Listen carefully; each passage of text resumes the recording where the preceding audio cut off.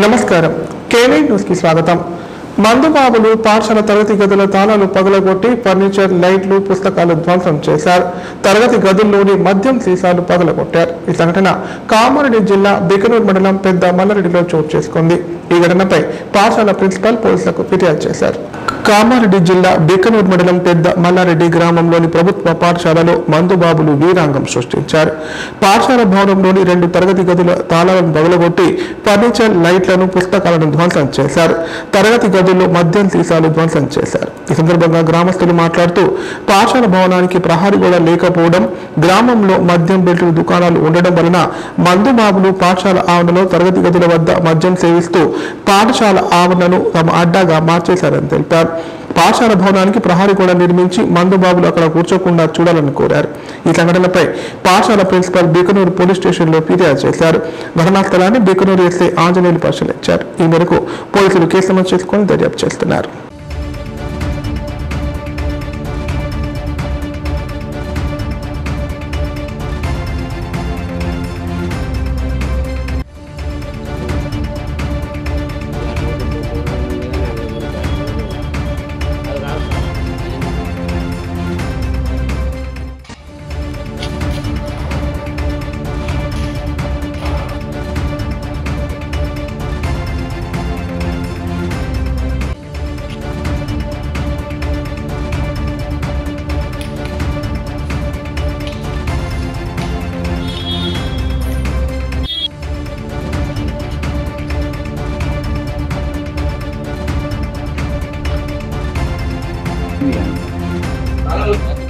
Serial డబ్బులు కొనుక్కొచ్చుకొని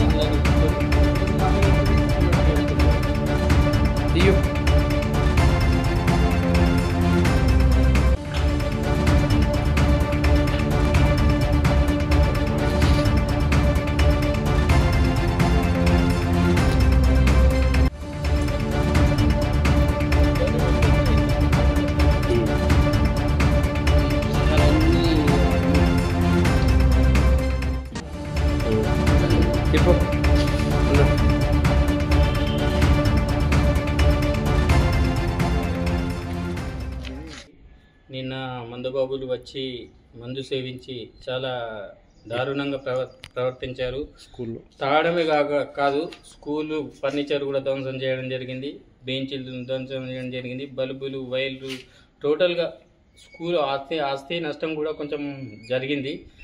ఎందుకంటే దీనికి మందుబాబుల అడ్డాగా మారింది। అది రాత్రిపూట కాదు, మధ్యాహ్నం పూట, మిట్ట మధ్యాహ్నం అంటే మనం దాన్ని అర్థం చేసుకోవచ్చు।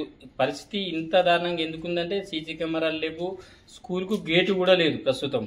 సో స్కూల్కు గేటు లాంటిది ఏదైనా పిడిచేపించి, వాళ్ళకు మందుబాబులు రాకుండా గేట్ లాంటిది పిడిచేపించి, కెమెరాలు పిడిచేపిస్తే మనకి ఇలాంటి ఏమైనా కార్యక్రమాలు మళ్ళీ పునరావృతం అయితే దాన్ని మనము ఛేదించగలము అనేది, ఎవరు చేస్తున్నారని ఛేదించగలమని దగ్గరలో బెల్ట్ షాపులు ఉన్నాయి కాబట్టి తాగొచ్చి ఇలాంటి విధ్వంసాలకు పాల్పడుతున్నారని పోలీసులు మీరు కంప్లైంట్ చేసినారని వచ్చింది।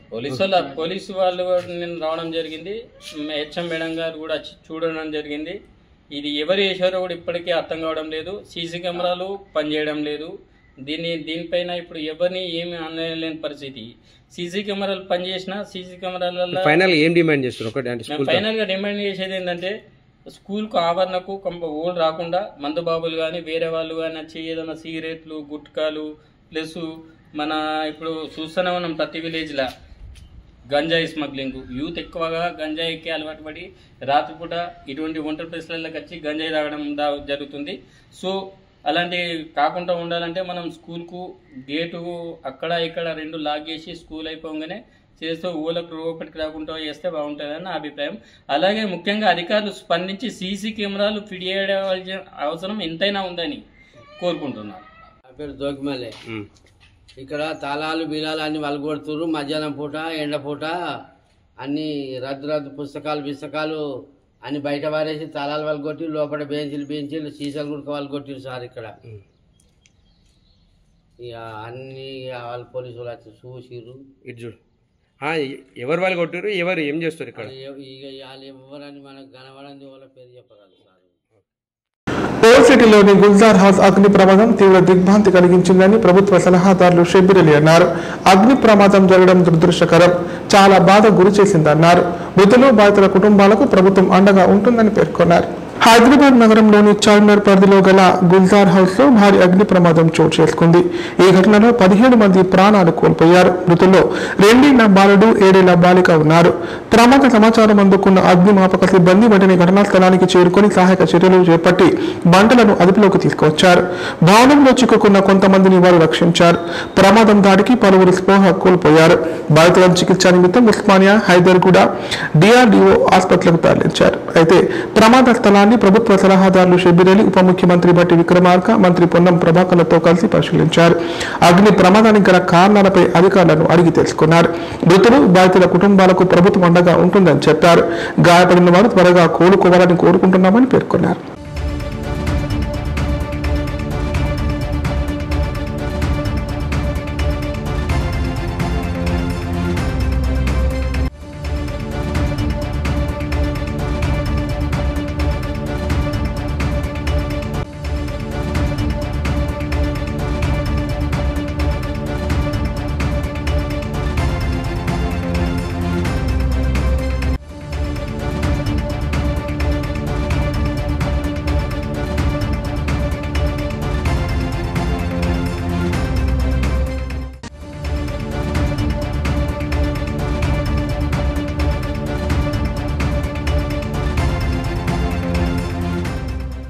భారీ భగభగలకు మనుషులు, జంతువులు, పక్షులు తట్టుకోలేకపోతున్నాయి. కామారెడ్డి జిల్లాలో ఉష్ణోగ్రతలు ప్రస్తుతం 42 డిగ్రీలకు చేరుకున్నాయి. ఉదయం 8 గంటల నుంచి ఎండ తీవ్రత మొదలై మధ్యాహ్నం ఎండ వడగాలులు తీవ్ర స్థాయికి చేరుకున్నాయి. దీంతో ప్రజలు ఇళ్ల నుంచి బయటకు అడుగు పెట్టాలంటే జంకుతున్నారు. గడిచిన 15 రోజుల నుంచి ఎండల తీవ్రత ఎక్కువై జిల్లా అంతటా పగటిపూట నిప్పుల కొలిమిగా మారింది. రోహిణి కార్తె దగ్గర పడుతుండటంతో భారీ ప్రతాపం మరింత పెరిగింది. ఫిబ్రవరి చివరి నుంచి ఎండలు బాగా తీవ్రంగా ఉన్నాయి. ప్రతిరోజు 30 డిగ్రీల నుంచి 30 డిగ్రీల వరకు ఉష్ణోగ్రత ఉంటుంది. ఆదివారం భారీ భగభగలకు ప్రజలు మరింత ఉక్కిరిబిక్కిరయ్యారు.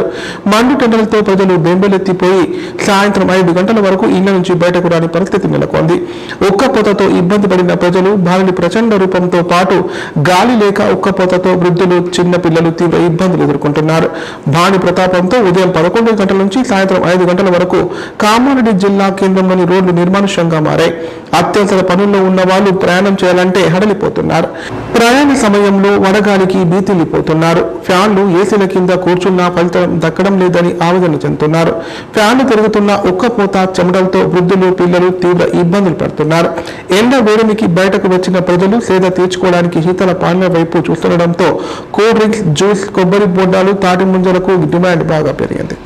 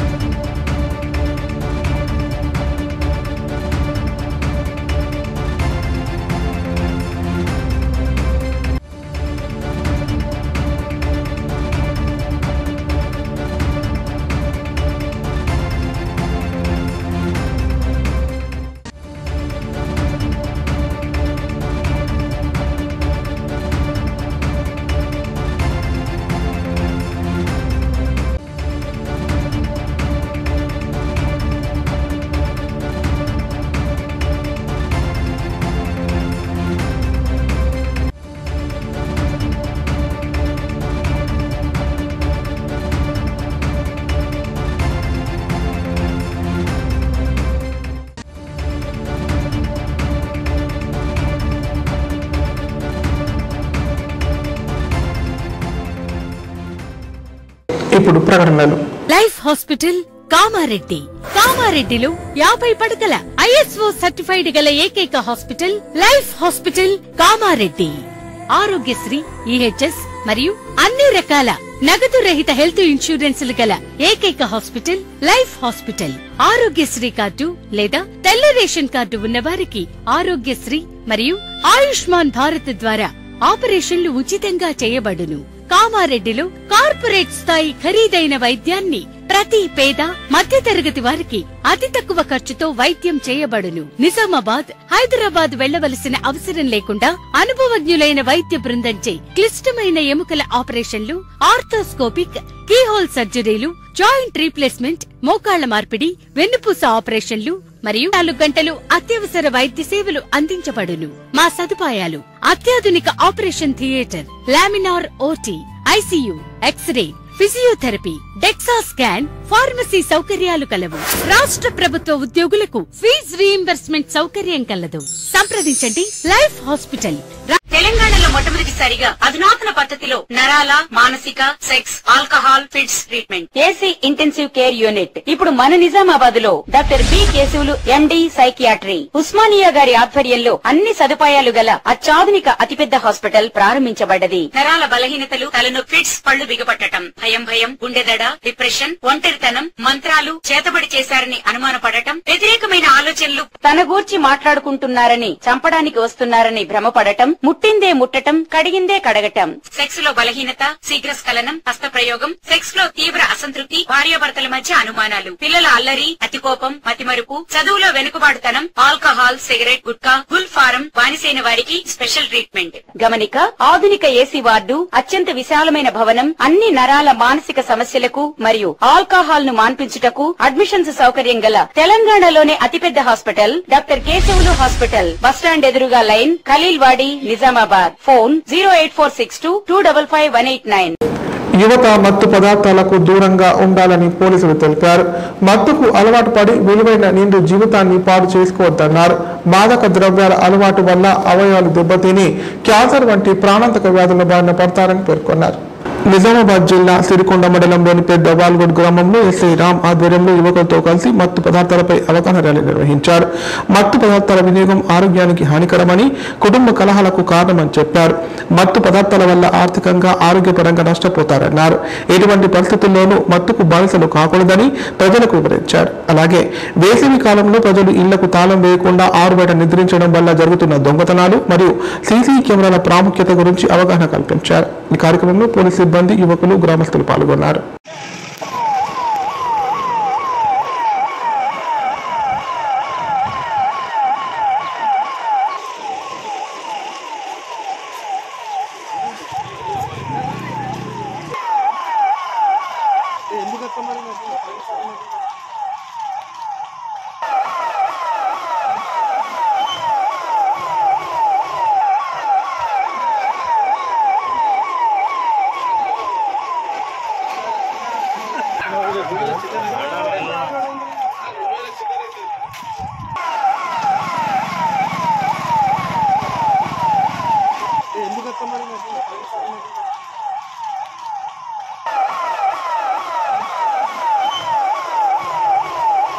పిడుగుపాటుకు ఒకరు మృతి చెందగా మరొకరికి తీవ్ర గాయాలయ్యాయి. ఈ సంఘటన కామారెడ్డి జిల్లా పల్వంచ మండలం వాడి గ్రామంలో చోటు చేసుకుంది.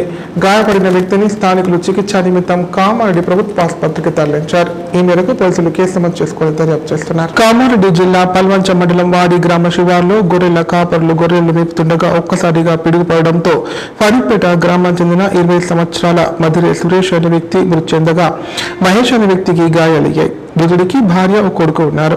గాయపడ్డ మహేష్ ను స్థానికులు చికిత్స నిమిత్తం కామారెడ్డి జిల్లా ప్రభుత్వ ఆసుపత్రికి తరలించారు. మృతి చెందిన సురేష్ మృతదేహాన్ని పోలీసులు పోస్టుమార్టం నిమిత్తం కామారెడ్డి ప్రభుత్వ ఆసుపత్రికి తరలించారు.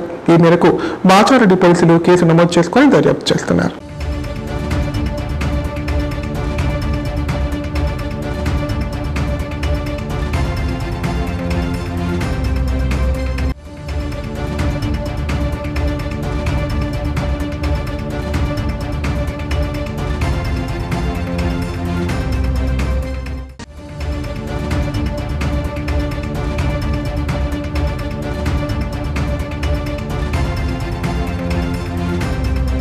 వార్తలు ఇంతటితో సమాప్తం. తిరిగి ప్రసారమే వార్తలు మళ్ళీ కలుద్దాం. అంతం సెలవు. నమస్కారం.